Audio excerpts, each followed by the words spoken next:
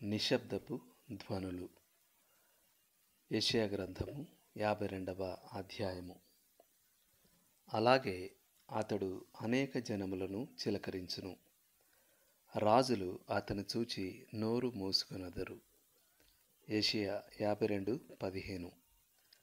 సేవకుని అవమానం మరియు హెచ్చింపును బట్టి విస్మయం చెందిన ప్రజలు ఆయన ప్రకటనను విన్నప్పుడు అపరాధ భావంతో తమ నోళ్లు మూసుకుంటారు.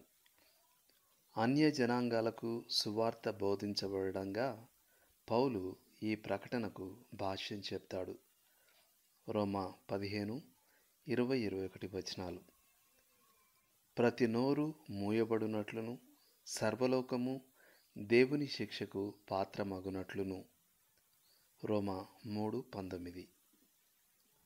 ఎంతోమంది చిత్రహింసలు పెట్టబడి అమానవీయ పద్ధతుల్లో చంపబడ్డారు. కానీ వారి బాధల గురించి మనకు తెలియడం మనలో సానుభూతిని రేకెత్తించినప్పటికీ మన మనస్సాక్షిని తాకదు. అయితే మన ప్రభు యొక్క బాధలు, మరణం భిన్నమైనవి. ఎందుకంటే అవి ఈ ప్రపంచంలోని ప్రతి ఒక్కరికి సంబంధించినవి.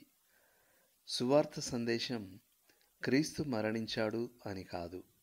సువార్త సందేశం క్రీస్తు మన పాపముల కొరకు మరణించాడు అని. కొరింథీయులకు రాసిన మొదటి పత్రిక 15:3.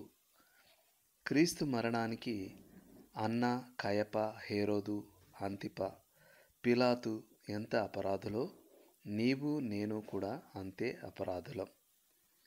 సువార్త సందేశం అర్థమైనప్పుడు ప్రజలు ఎందుకు విస్మయానికి గురవుతారో మనం ఇప్పుడు అర్థం చేసుకోవచ్చు. వారు శిక్ష విధించిన ఈ మనిషి వారు పాపం నుండి మళ్ళుకొని తనను నమ్ముకుంటే తప్ప వారు శిక్షావిధికి లోనైన వారని ప్రకటించాడు. మనం మొదట శిక్షావిధికి సంబంధించిన దుర్వార్తను ఎదుర్కొనంత వరకు మనం రక్షణ శుభవార్తను బట్టి ఆనందించలేం.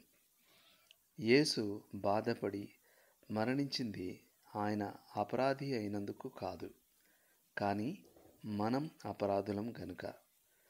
ఈ వాస్తవం ప్రజల నోళ్లు మోస్తుంది. లోతుగా ఆలోచించాల్సిన విషయం. క్రీస్తు మీ పాపాల కొరకు మరణించాడనే వాస్తవాన్ని తలపోస్తున్నప్పుడు మీకేమనిపిస్తుంది? ఆమేన్.